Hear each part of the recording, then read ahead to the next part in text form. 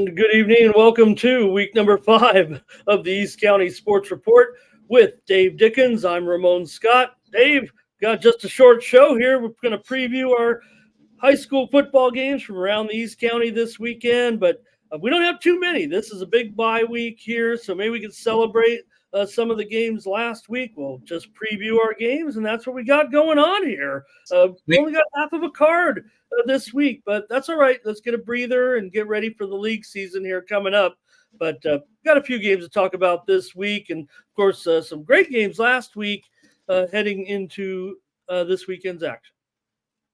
Yeah, for sure. And I mean, we can even, like you said, we got such a small card today, and even celebrate our professional sports there for a second in the Padres' big win today. And Manny being Manny. And boy, they're getting hotter and hotter out there in San Diego. So I really see something special going on. It really does have that feel of playoffs already, especially playing Houston. All right, well, we got a post-game show here on YouTube for the Padres. You want to head on over there, we can check it out. We could do our own Padres post-game. One day. But, yeah, we do have only 6 on the docket. However, there were some pretty good ones last week. Some surprises there too, and then some low scoring and high scoring games last week. I know we're not starting off with that one, but just throwing it out. I mean, West Hill 7-0. They scored at the beginning of the game, and after that one, what was it? 2 plays or 1 play, and that was it. Yeah, no doubt. Great game for West Hills. They scored on the first play of the game, and there was no more scoring after that. So I guess there wasn't a lot of details to report, but nonetheless, West Hills got a big win over Morse last week, 7-0. Yeah, Santee overall did real well, and we'll get it more into detail on that as well, as Santana was on the road, but boy, they had a barn burner in the South Bay too. So this is your chance, Dave, to talk about some of the teams. I mean, Santana's off this week, so we don't have a preview of them or anything, but of course they had a big win over Olympian last week with a big comeback. Again, this team is maybe that's why maybe I'm thrusting them into the top of the Valley League right now, just because they are showing the resilience to get some of these victories. They rallied from a 22-14 halftime deficit last week against host Olympian to come away with a 26-25 win.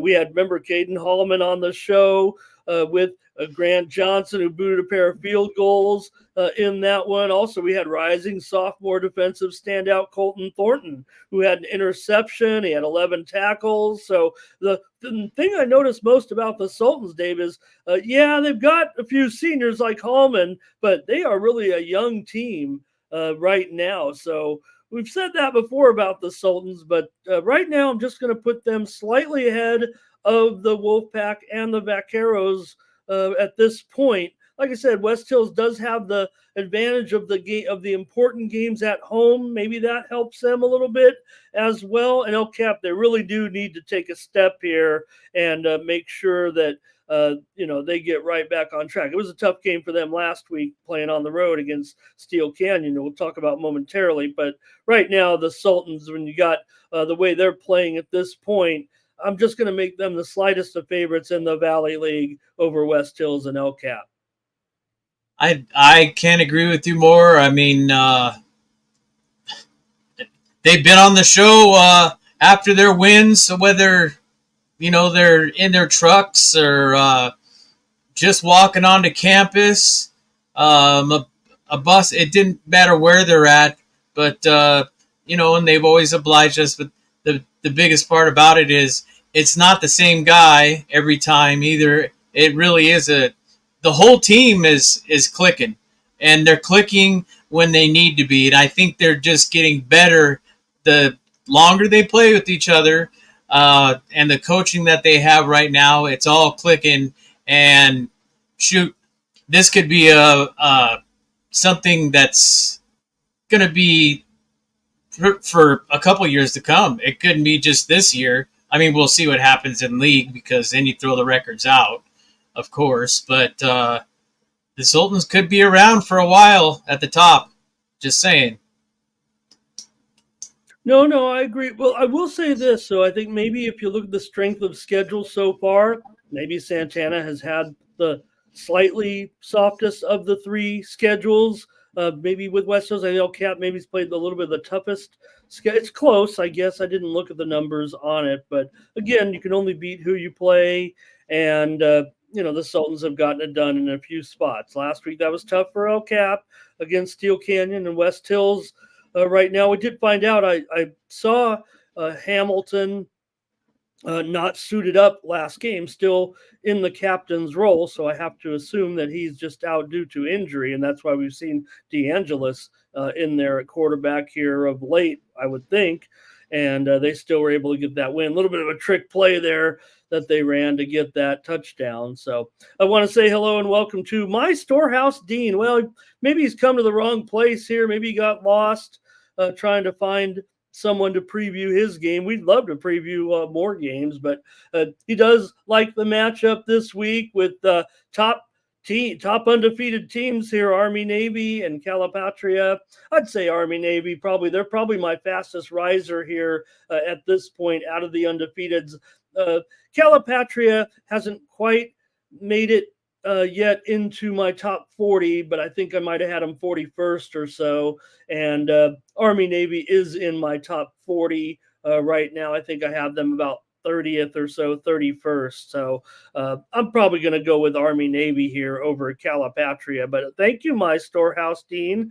Appreciate you stopping in. Now, Army Navy how would they stack up to? I mean, I've only seen one of those teams from out in that area, and Holtville, and they were just, I mean, they've already dominated two of our teams this year so far, and early on in the season, but Holtville's really, they got a fantastic passing game, great receivers. I mean, the whole package is, I think maybe Army Navy, could they make it a game if they end up playing each other? Yeah, that's where I have them right now. And I would think that's who they will be, the teams that they will be up against. The great thing about this playoff format is you're going to have all the teams kind of chunked down into, you have the top teams there in the open division, obviously, and then you'll have the Division 1 chopped up, the 2 and the 3. So I believe you will see Army Navy in there with the likes of teams that I've grouped them in here with: Henry, Holtville, Christian, Santana, Imperial, Ramona, maybe Grossmont right in there. So I think that's where Army Navy could end up. Got to let the numbers shake out, certainly. And once they start getting into league play, maybe those things change a little bit. But that's where I have them right now. I have them just behind. If you're comparing them to our teams, Dave, I've got our teams ranked here in that group. Let's say out of the top 25. Of course, we know we putting right now Granite Hills as the number one team in the East County. I have Mount Miguel right behind them right now, followed by Helix. This is just East County teams, and then putting them in the spot where Army Navy is. So after those teams are in the top 25. I have Steel Canyon now with their good play here of late, ranked number 26 in my poll, just outside the top 25. And then from there, I have Grossmont, Santana, and then you'd find between there probably Army Navy for me, and then Christian and probably El Capitan as far as the teams that I would consider still competitive teams moving forward. And again, our other teams will have a chance to win their division titles too because of the way it's chopped up. But overall in the county, those are the top teams, I believe, in the East County. But thanks for stopping in. Oh yeah, no doubt about it. Thank you, my storehouse dean. You just want to get him there and go ahead and tout it up. I mean, no one else visits us in the chat, Dave. So thank you to my storehouse dean. All right, we're gonna get ready here to talk about this week's games. We got 6 of them on tap, and got part of the gauntlet series here, as I like to call it, with number 13 Helix taking on number 2 Cathedral Catholic. Dave, last week I said I thought that maybe Cathedral Catholic would leap Lincoln into the top spot, but I'm just not going to be able to do it quite yet. You know, Lincoln played a top tier team last week. I said that maybe they thought they should have performed better in their game against powerful J. Sarah. But you know what? For me, I think still looking at it here, I'm going to still give the nod to Lincoln as the number 1 team currently, and still Cathedral number 2. This one may sound like it's going to be close because it's Cathedral and Helix. And I was impressed as I am by Helix right now in the strides they've made to get back to 2-2 relatively quickly. I think this one's going to be a little bit tough, actually, right now. I'm not sure Helix is quite clicking. We'll see, who's in. Jerome Stevens has done a very, very nice job at quarterback in replacement of the starter there, who, like I said, he was injured a couple of games ago. And he's done a nice job, but this one's going to be very, very tough on the road, Dave. And I think that Cathedral probably will get this win by at least probably 3 touchdowns, maybe 4. Well, I mean, do we have? We don't even have really a timeline of when Lester could possibly. You mentioned a boot that he was wearing. I think it was 2 weeks ago. I want to say. So we don't even know when his return is due anyway. And you bring up the best point. Stevens has been fine, but let's give credit where credit's due too, and that's the big kick to win the game. Sure, let's not bury the lead from last week. It was tremendously exciting with Aubrey Lau kicking the game-winning field goal for Helix in the win last week. Really a thrill, and seeing the interviews. Lau's a special talent. You mentioned her soccer prowess as well.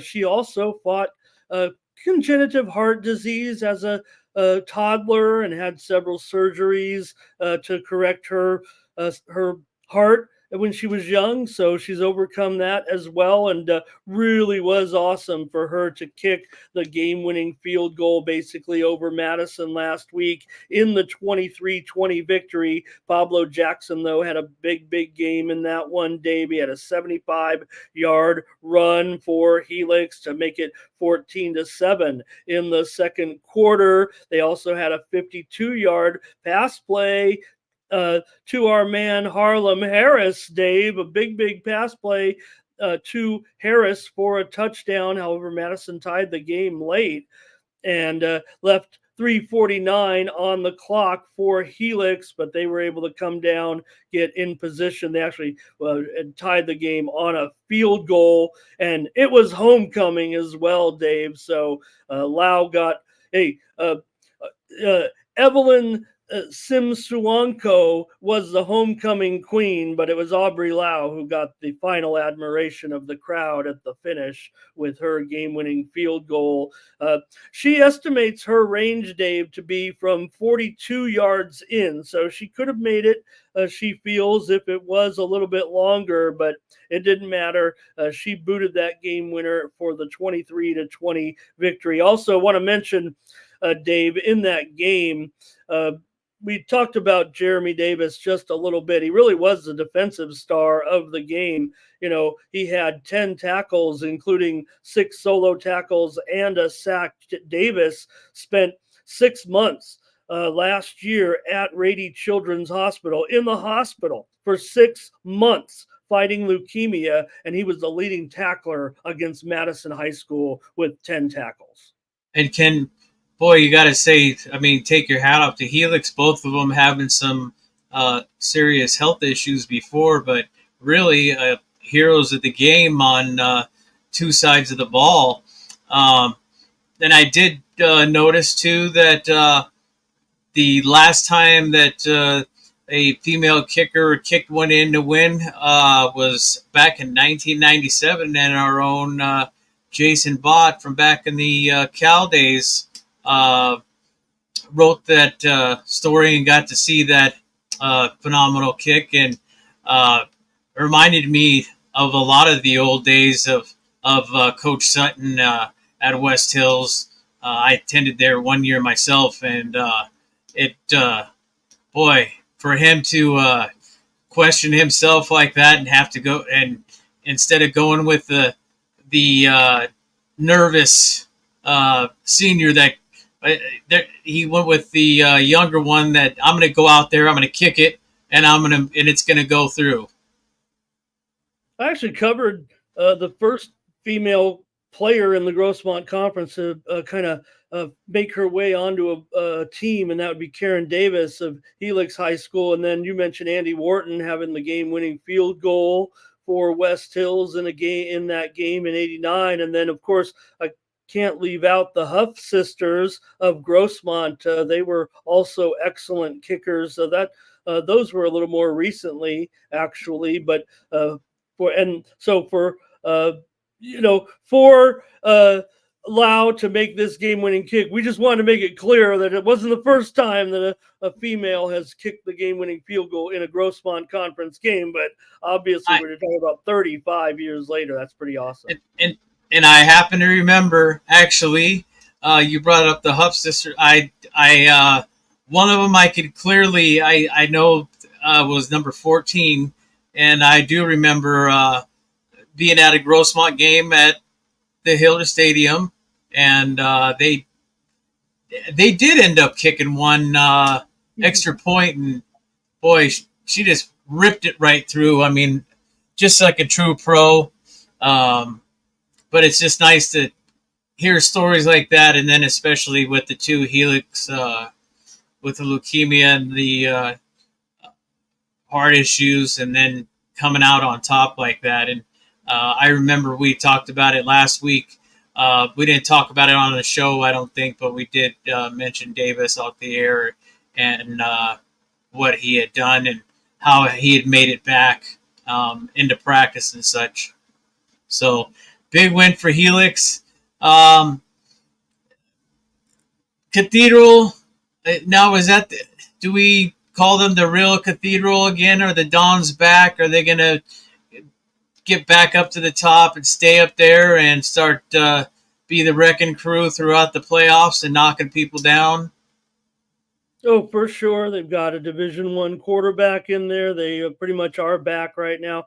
Again, it might have been the smallest of margins for me to keep Lincoln number one this week. And I think that's what the voters saw also locally this week when talking about the media poll here this past week, Dave. That's kind of what they went with as well. It ended up being Cathedral here, number two, Lincoln number one in the local media poll this week.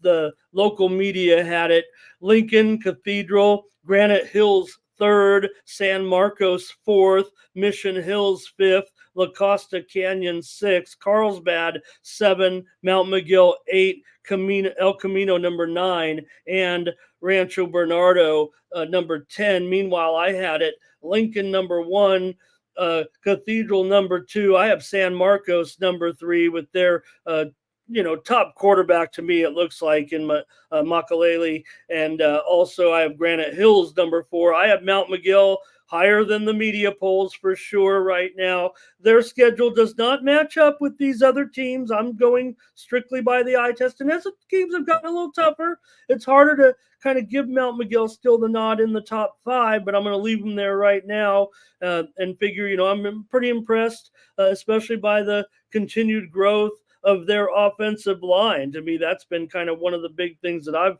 seen here over the past couple of games. But beyond that, I went with Carlsbad number six, Mission Hills number seven, La Costa Canyon number eight, Rancho Bernardo number nine, and then La Jolla number 10. But we'll see right now. La Jolla, I believe their quarterback may have gotten injured. Injury.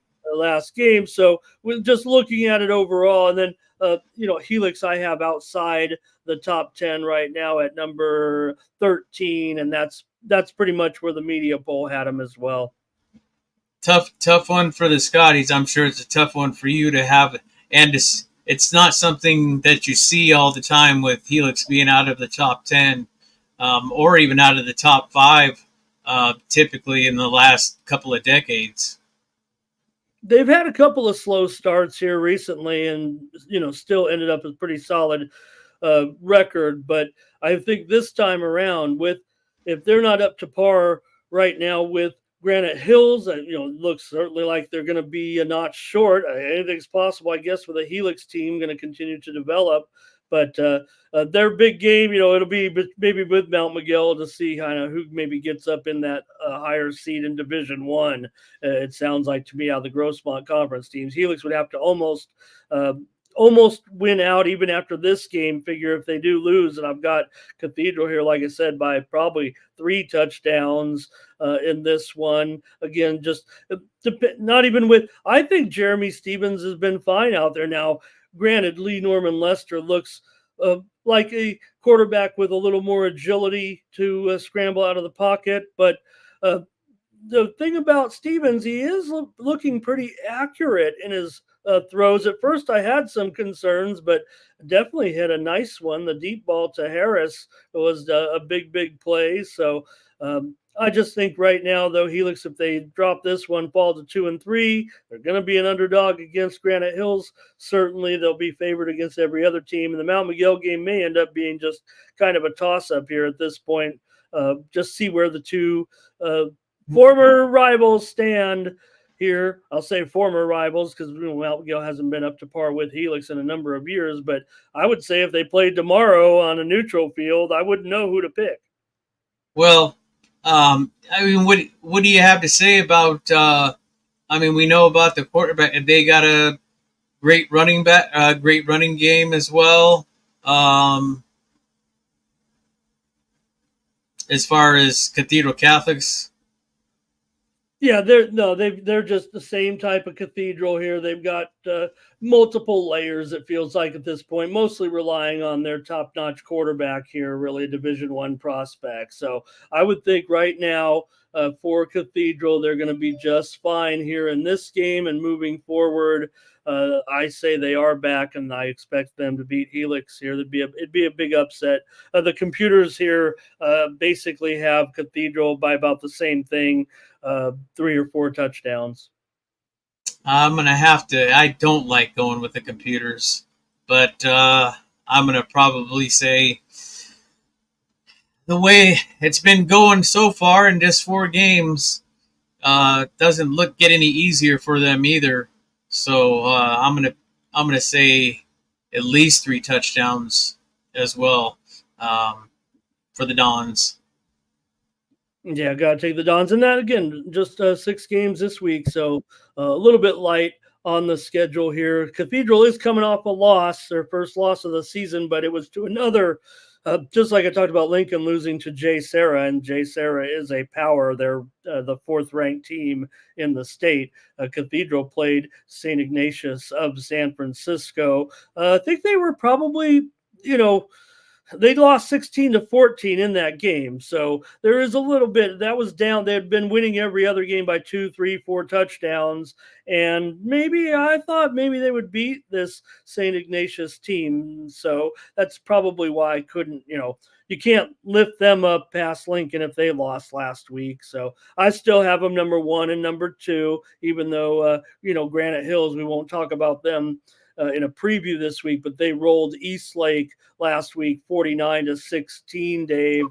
But I'm still not ready to put teams like Granite Hills or San Marcos, who I have ahead of these teams. Makahele threw a 57-yard pass last week, and San Marcos was able to beat Torrey Pines, but it was just 20-19. So, and Torrey Pines is a pretty, still Torrey Pines. They're not quite what we've seen from some of the Torrey Pines teams, but I still have Torrey Pines right now ranked pretty high here, 14th, and with just a 1-3 record. I know you're always down on that, but still, I think they played a tough enough schedule, and that's just the way I see it.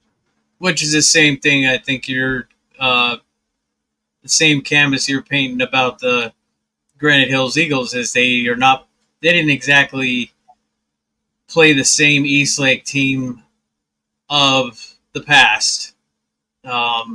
This is a much Granite Hills definitely had the edge on both sides of the ball. So, I mean, I was impressed by Spalding, Dave. You kept talking about him, and I kept an eye on that game. But you were the main coverage on that game. But going back on it, I was impressed by Spalding. I don't know why. The only thing I hadn't questioned is why he wasn't utilized a little more. Well, Max Turner had just 4 carries in the game, and Spalding had 16 carries. Well, that's what I'm getting at. I'm wondering why because they used him more in the third and fourth quarter. In the fourth quarter, in particular, in the last, yeah, it was a blowout too. So in the last 4 minutes, I think maybe less.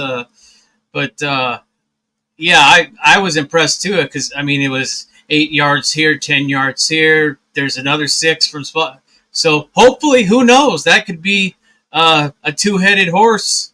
Who knows? That could really that could prove to be big for the Eagles coming up when league play starts, especially. And thanks to Dean for his comments in the chat too, keeping me invigorated here to keep it flowing. And yeah, I say it was a blowout with the Eagles, but remember the back-to-back kickoff returns. It was actually pretty close there for most of the first half before the Eagles led 28-10. So we got to try to touch on these games a little bit that we don't have previews for. So I think that covers it a little bit with the top 10 and everything. And Mount Miguel as well has the bye. They were able to get their win last week over Bishops in pretty confident fashion. But again, I mentioned that offensive line for Mount Miguel as improving. So, okay, we've got, Dave, our one Grossmont Conference game this week when these Steel Canyon Cougars take on the Valhalla Norsemen for the Hamashaw helmet here this week. And, it's been a couple of years they had to put the series, I believe, on hold, but we're back playing it. I think we played it a couple of years here now. We want to play this matchup. And look, Valhalla's made some great strides. They're going to be big underdogs in this game, but it's been a pretty solid year so far for Valhalla. It's funny, right, Dave? Because I talk about, you probably are trying to include these teams in there, and rightly so. I think there's still a difference between Santana, El Capitan, and West Hills before you get to,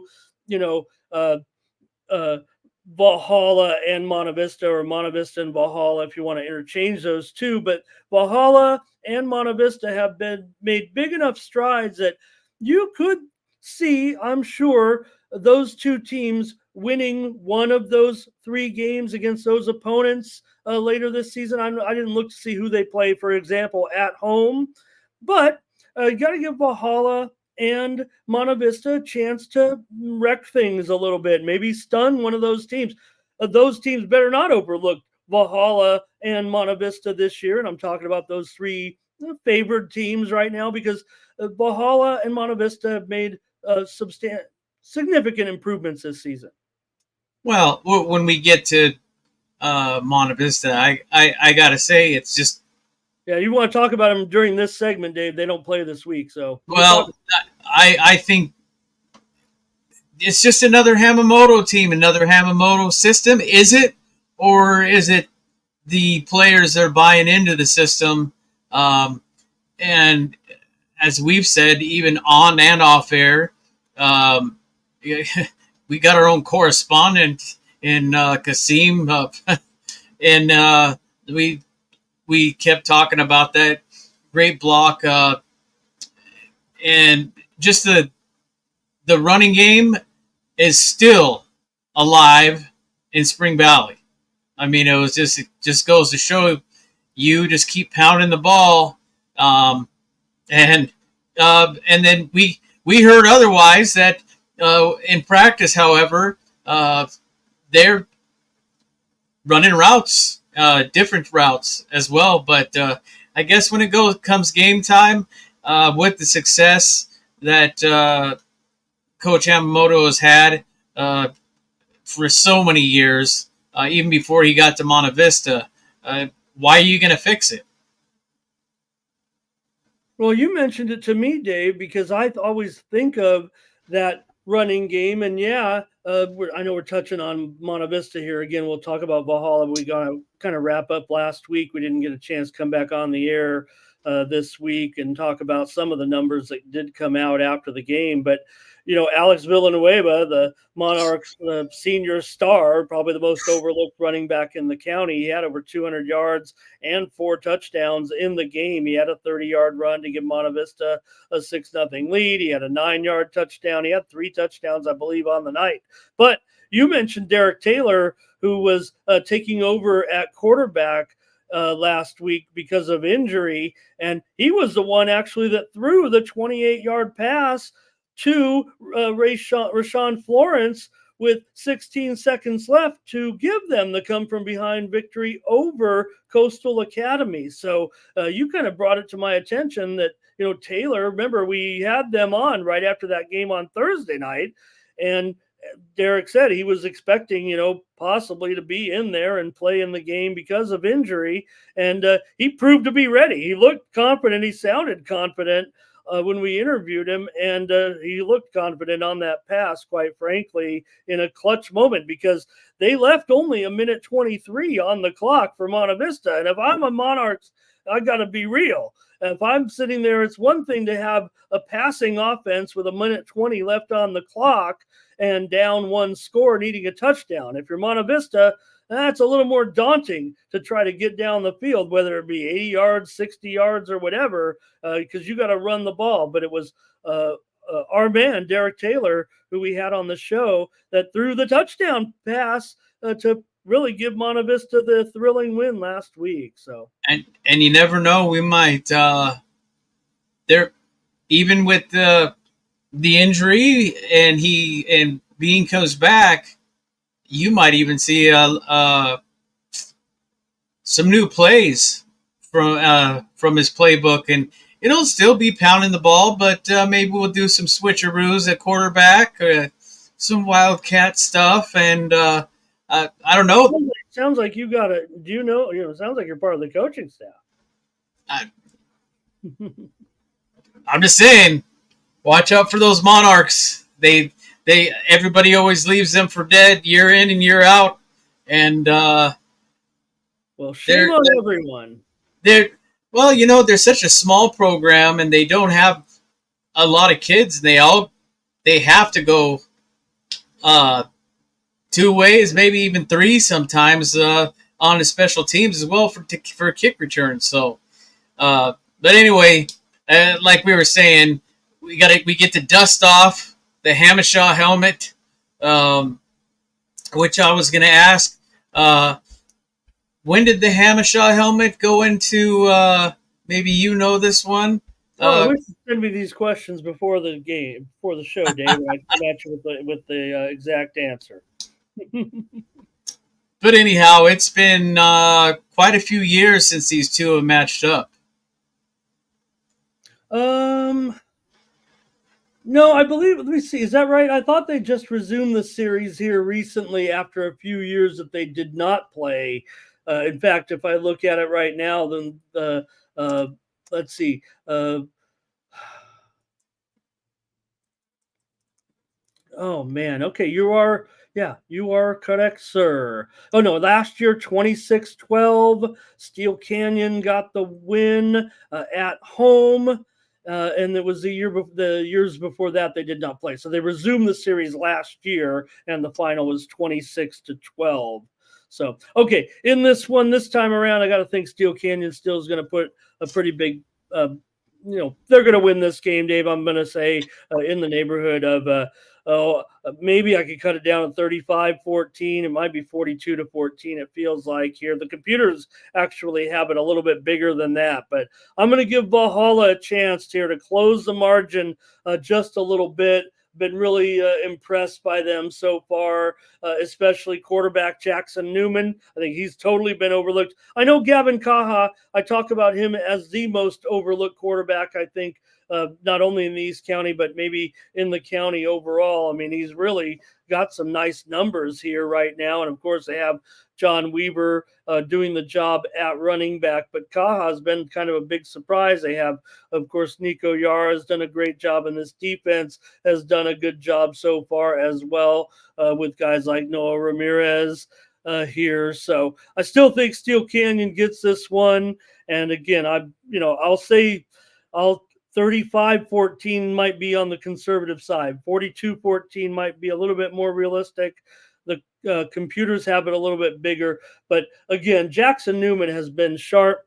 Also, Marcus McHale, the running back for Valhalla, he's done a very nice job as well. And Joshua Armstrong also clicking here. Valhalla also has a good pass rush led by Zach Hagar.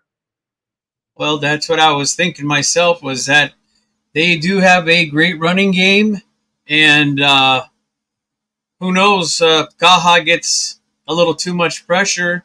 That can always turn into turnovers. Saw a little of that pressure when they played Madison, and that was actually demise in of them losing that game. So I think the only way to in this one is if Valhalla can win the turnover battle and cause some turnovers. I think that's going to be the way they do take it over Steel Canyon. And if that's the case, it's going to be by probably 10. Otherwise, I'm going to say Steel Canyon by a pair. By a pair of touchdowns? Yep. Okay. All right, Dave. Next up, Otay Ranch is going to come to Grossmont to take on the Foothillers. The Foothillers had their bye last week, so they're still looking pretty good here with their 2-1 record in this one, and they're probably going to be expected to win here. But one computer has it kind of close, but they might not be taking into account that Grossmont is so dramatically improved. Grossmont, I don't know. I feel like they're kind of caught up in their own. Don't be looking at your statistics, Grossmont. Make sure you win these games right now.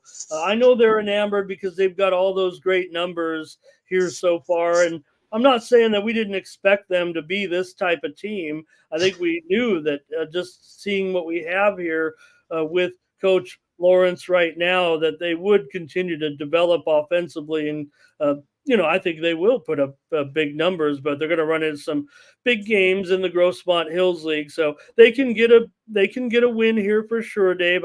I've got them by probably 2 or 3 touchdowns. I just feel like sometimes they give up some points.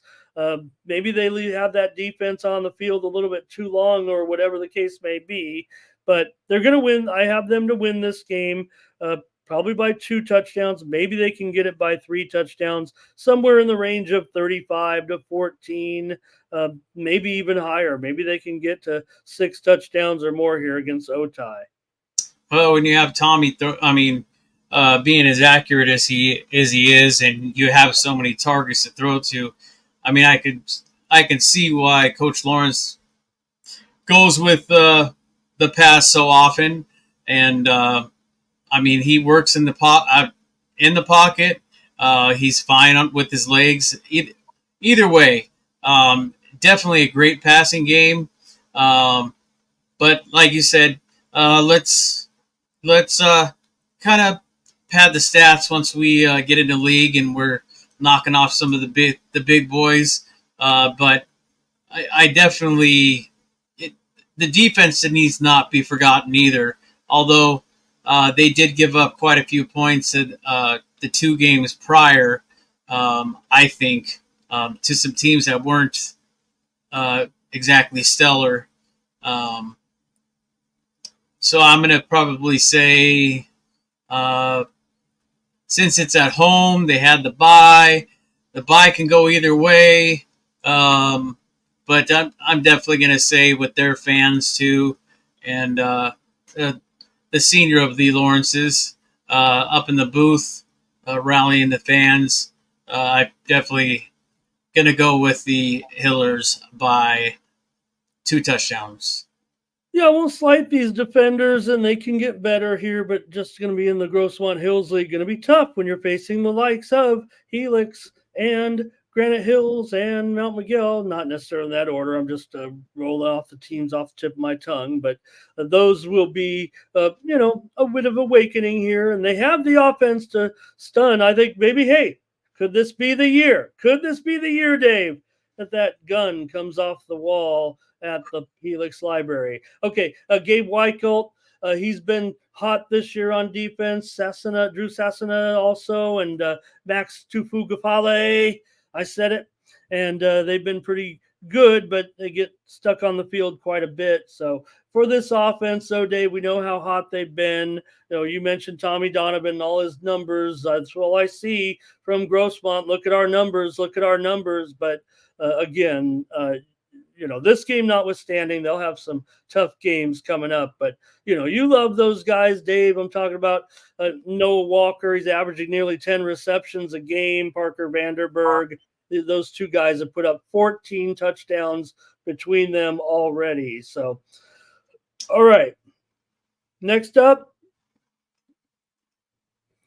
West Hills Wolfpack will be taking on the Patrick Henry Patriots here in this one, Dave. And Henry's got a pretty good-looking team here right now. West Hills, unfortunately, West Hills, they bank on their defense. Patrick Henry's known for their offense. And if West Hills can slow them down, they've got to still find their way into the end zone. The Patriots are expected to win here, Dave. Maybe by as many. The computers have them by, 3 touchdowns or more here in this one, despite what we've seen. Good performance here of late by West Hills, including a shutout of Morse last Friday night.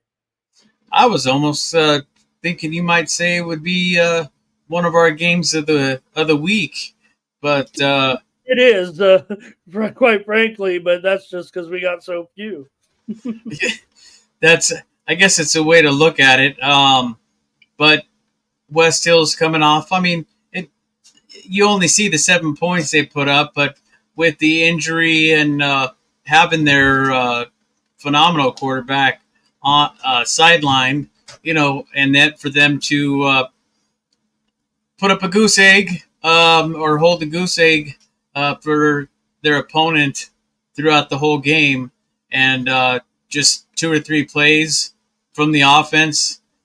I mean, but they got a much, much bigger task at hand with Patrick Henry.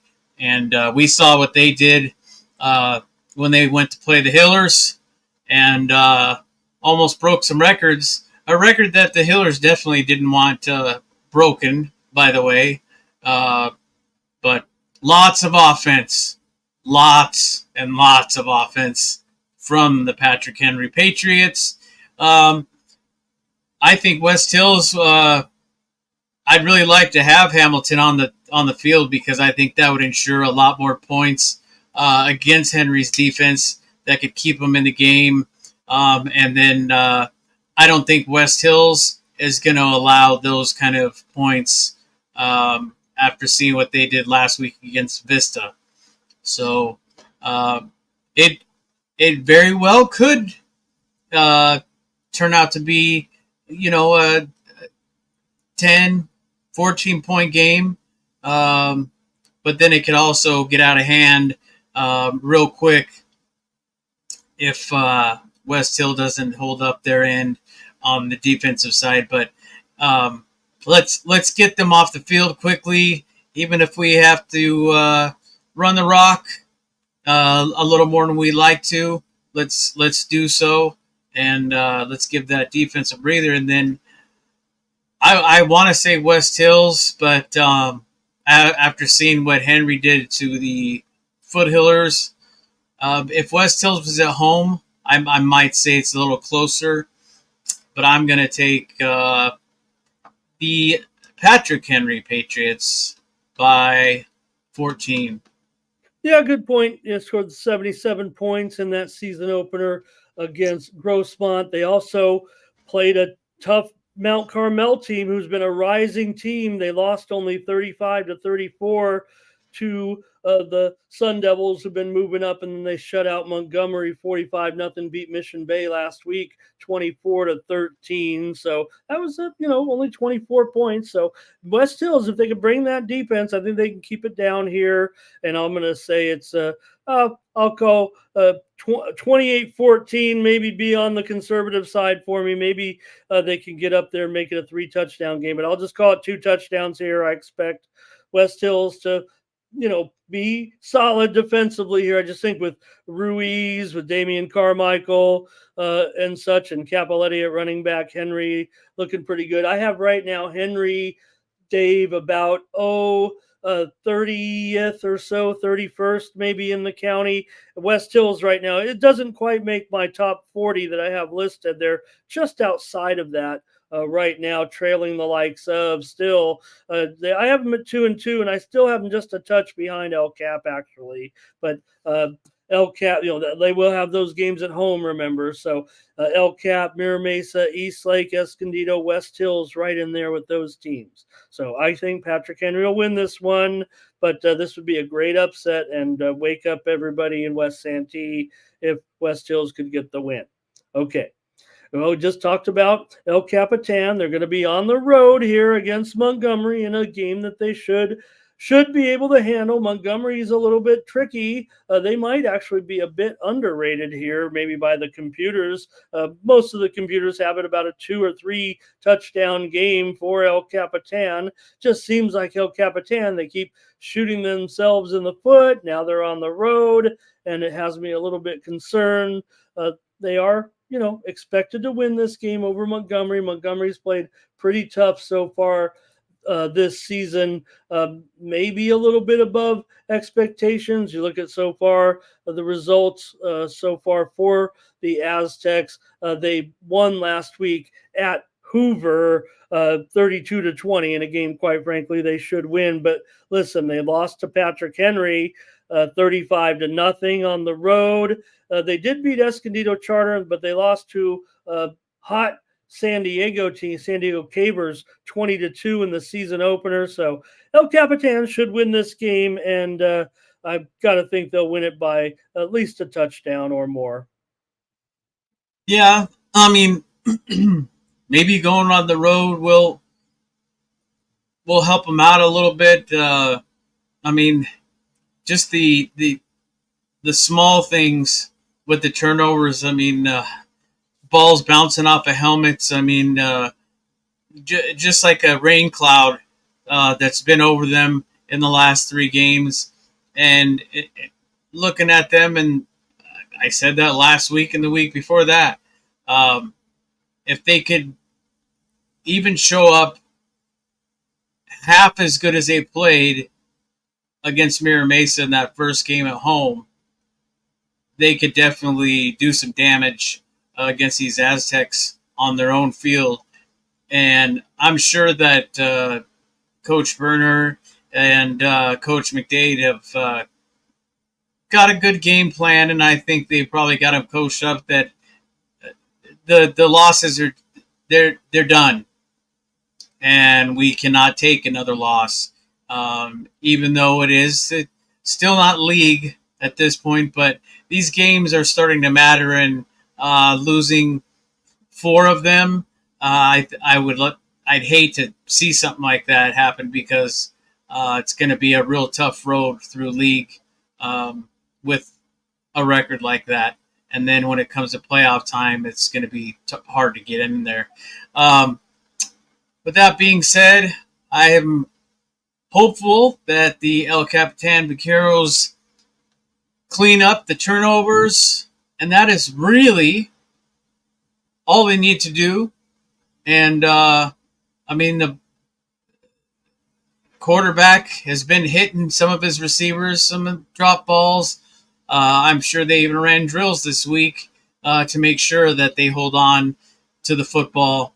And I could definitely see him going out there and opening up a big pass play just to get started and test the secondary of Montgomery. With that being said, I'm going to say El Cap by 10. Yeah, I think El Cap wins this. You look at those three consecutive losses now. I mean, it is hard. I know they don't want to hear it, but look, Scripps Ranch, they're one of the hottest teams going right now. They're 4-0. They're moving quickly up into the top 20 right now. Chula Vista, they've been a bit of a surprise this season at 3-1 right now. So there, and then you have Steel Canyon all of a sudden with their 3-1 record. So this has been a tough schedule for El Cap. This is their easiest opponent so far. And then we're into league play where I believe, if I'm not mistaken, the tricky part about this is, and I don't know if I have this right, but they just played Steel Canyon on the road. Then they play this game on the road. And it looks to me like the first three league games are on the road. That's 5 straight road games. That's tough. And I'm sure that wasn't something that, uh, I'm sure that the El Cap and Coach Burnt, making the schedule just had to resign to the fact that maybe that's just the way it worked out. But that does sound real, real tough. The league games coming up after this will be at Monte Vista. Remember, watch out here, right? That'll be Yes, the sir. third straight road game. Then they play at Monte Vista, at Valhalla, and then at Santana. That Oh, sounds tough because of having to play all these. Maybe the information is wrong on the websites, but man, 5 straight road games, that does sound difficult.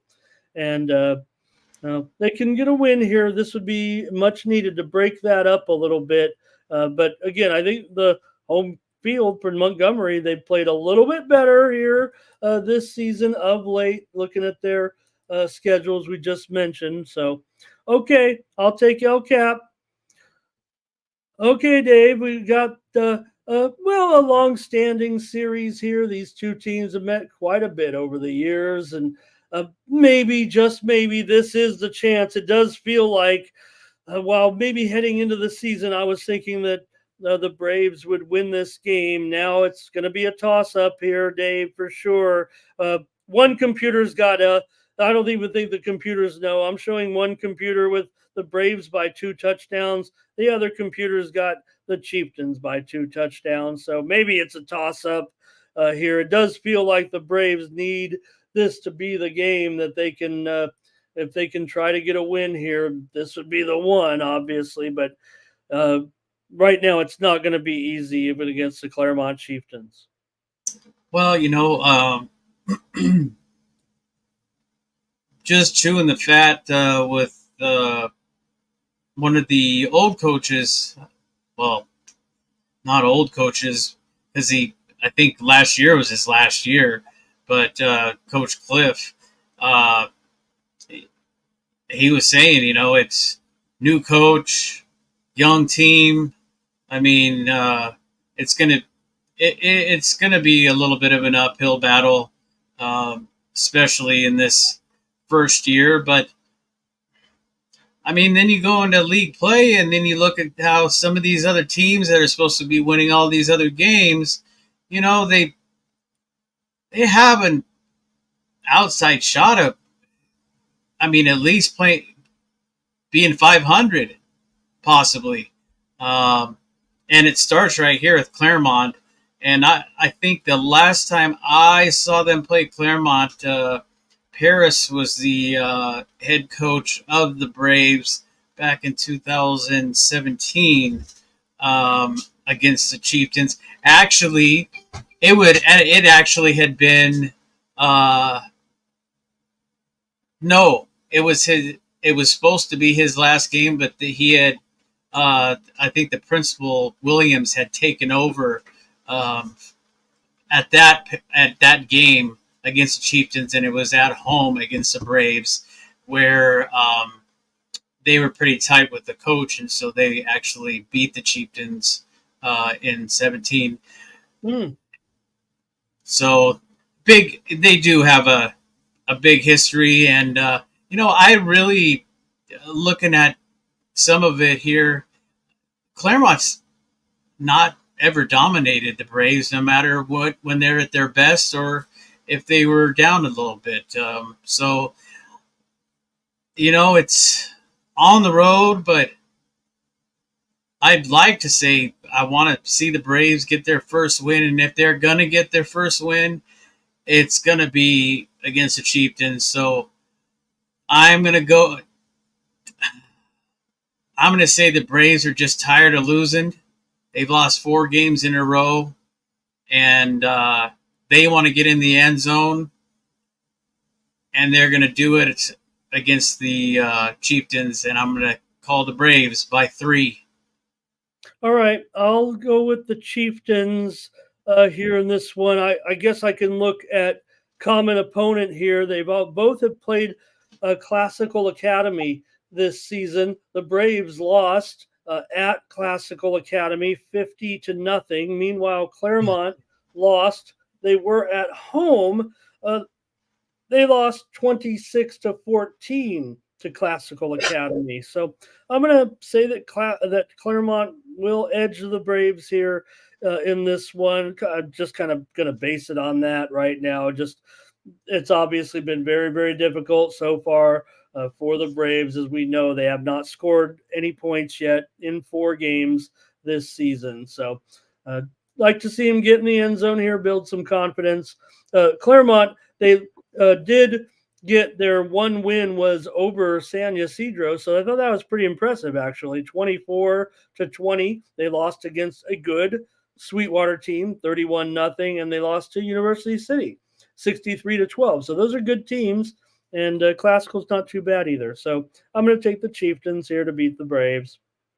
All right, one other game I'll mention here real quick in 8-man football. Foothills Christian is going to host Cornerstone Christian in this one, Dave. And, well, for right now, Foothills Christian just keeps rolling here at this point.